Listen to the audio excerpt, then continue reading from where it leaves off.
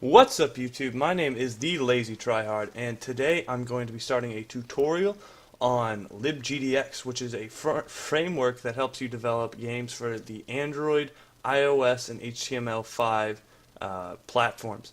So today I'm going to be showing you guys how to set up libgdx, how to create a project, and how to enable it in the Android emulator, which is the platform I'm going to be covering.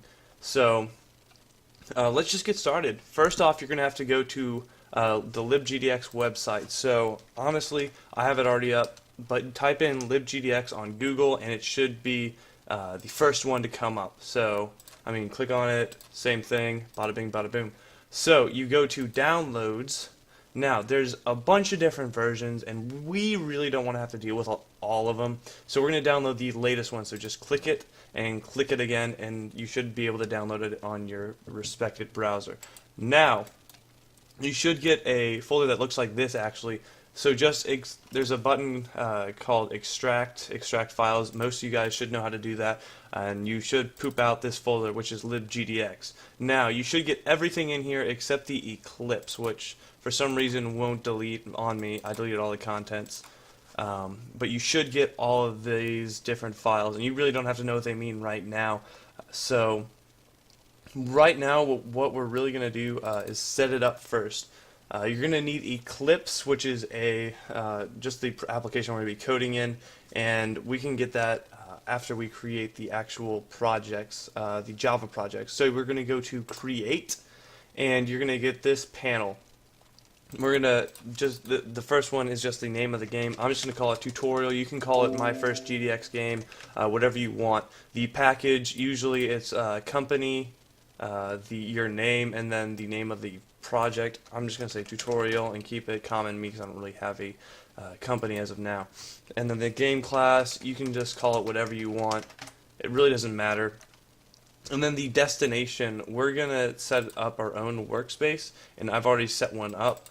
That already has the files in it, so I'm not going to create the actual file, but just know that I've already done this. Now we have all 5 of these different things that these platforms we can create it for. The core project is what we're going to be coding in.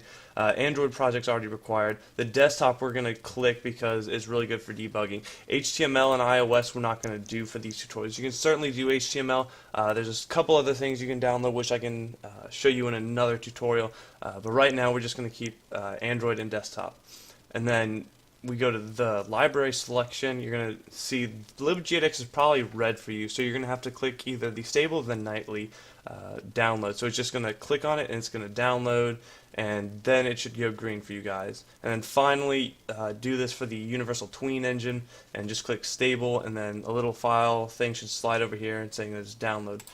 So check that, and we should be good. This is just showing you the overview of what the files are actually creating. And go to the generation screen and then hit launch. I'm not going to do it because I already have the files in my workspace.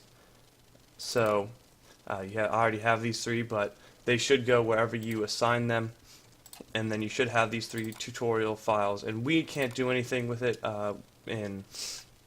at least right now without Eclipse, which is again the application we're going to be coding in. So go into Google again. If you already have Eclipse, you should be good to go. But just go to eclipse.org, go to downloads, and this will work in either Eclipse Classic or Eclipse IDE for Java EE developers. Eclipse Classic is going to be a slower downloading time. It really doesn't matter. Whatever tickles your fancy. So once you have it downloaded, you're going to get this file. I did the longer version. Oh, screw that. I got the bigger version, so I'm just going to extract that. I'm going to put it in the libgdx file, the folder, excuse me, so I don't really have to worry about organization. It's all going to be in one nice folder. You can do the same, you can do whatever you want. Honestly, right now I'm just trying to procrastinate for time while this is processing. So while that's doing its little thing, we're all set up for the actual thing. We just need Eclipse to finish downloading. So give it a second here. Okay, now we're all done with that. You should have this in your Eclipse folder. Again, all you download, click on it. Now we click open Eclipse, and we're all going to have the same Eclipse Classic. I mean, there's obviously differences, but we really don't need to worry about it for right now. Now we're going to set up our workspace. Honestly, again, sticking with our theme of keeping it in the same folder, we're going to go to the libgdx folder and do it in the workspace.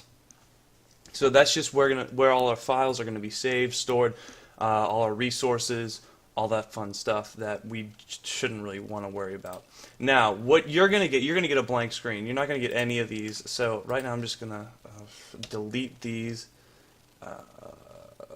Okay, never mind. I'm not going to delete these. Just for sake. Okay, so again, you're going to have a blank screen, completely blank. I'm going to try to emulate that. So what you're going to do is you're going to go to File, Import, and you're going to go to the General tab, click that, Existing Projects into Workspace. You're going to click that, and you're going to go to your Workspace root directory, wherever you saved your tutorial and whatnot. And you should have all of these come up. Click these three, click Finish, and you should have the three tutorials here. Now, all of these should be fine, except for the Android, which is fine on mine, but it's not going to be fine on yours. I can almost guarantee it. And this is why. Let me see. I don't have it. So basically, what we're going to want to have to run this as is an Android application. And right now, all we have is a Java applet and a Java application. It's not a Java application; it's an Android application. So we're going to have to download the Android ADT. Well, and to do that, we're going to have to go to File, Install New Software. Now you're going to get a screen like this, and it's going to ask for a site. Well, we have to go to that site, so I'm going to create a new tab. Go to Google ADT Bundle. Actually, no. Go to the Google. Oh my gosh, I'm out of it. Android ADT Bundle. That's what we're looking for, and we're going to go to that.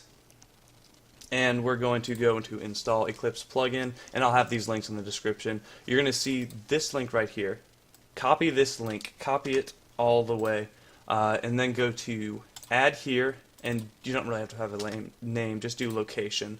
It's going to append, and then you're going to click these two, the developer tools and the NDK plugin. You're going to hit next, and you're going to have all of these come up, and you're just going to hit next, accept, and then finish, and that's going to install, and we just have to wait this one out. It's going to ask you to restart, and just restart it. Everything should be fine, work lickety split.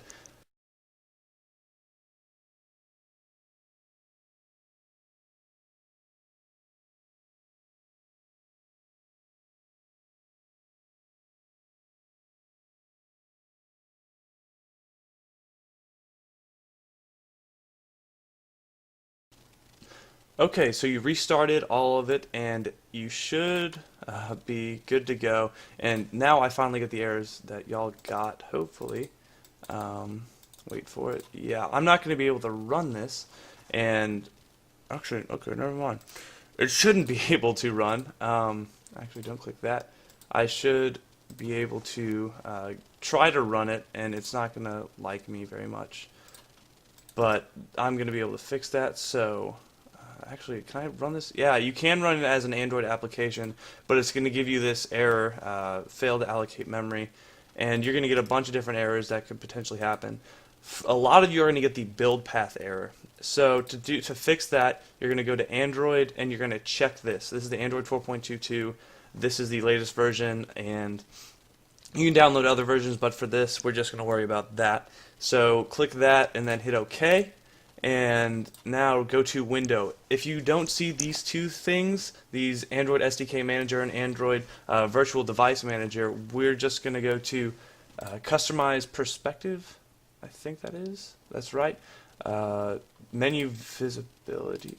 No. You go to you stay in Toolbar Visibility, and you're going to check these two, or you're going to check just this one, because we're going to use that to create the emulator. Now, you're going to click this. Wherever you have it, Android Virtual Manager. Now, I have these two already. I'm just going to get rid of this one so I can show you guys. So you're going to go to New. We're essentially creating the emulator right now. We're going to do the Nexus 7 because I have that tablet. I've actually purchased one, and I'm going to use that to debug and whatnot. But for those of you who don't have an Android tablet on hand, this is perfect. And for the RAM, what you're going to want to do is set it to 512, because I got this error because my computer wouldn't allocate enough memory because it's a lazy bum. But I mean, you supercomputer people are not going to really have to worry about that. Now we're going to start this emulator, because that we're going to essentially test our application, and this pops up. This is the actual emulator, knowing that it's actually running, and we can just exit out of this. Now always keep this emulator running, because it is a pain to start back up, because it's going to take forever. But in the meantime, I'm going to show you what the default project looks like, and we're just going to see that in the desktop, because we don't have to set anything up for the desktop. You can just run this, just hit the run button, and you're going to see libgdx, just the default. This is the default interface for the program, and we can't really, we'll change it in the next tutorial, but that's just like, that's how the default thing is when you open it up. Now we're going to go to this one, and we're just going to, okay, I'll come back.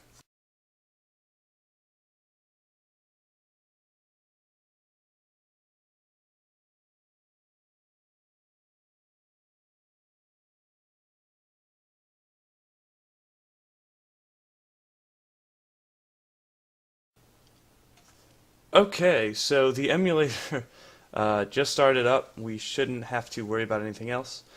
It's going to go pretty slow at first, just loading up.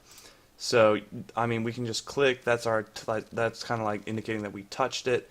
And now we can run the Android application.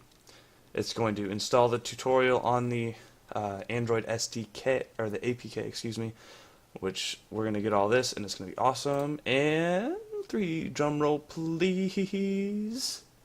Uh-oh, I see red. But it doesn't matter because we have it. Alright, so it's in landscape mode right now, which is like the default on the manifest. We can change that later, but this just means that the Android's running. If you have any questions, please post them in the comment section. I'll see what I can do. And thank you for watching, guys. This is hopefully going to be the start of a brilliant series, and I can't wait to dive into it in the next episode. So thank you for watching. Please rate, subscribe, comment, and I'll see you guys in the next episode.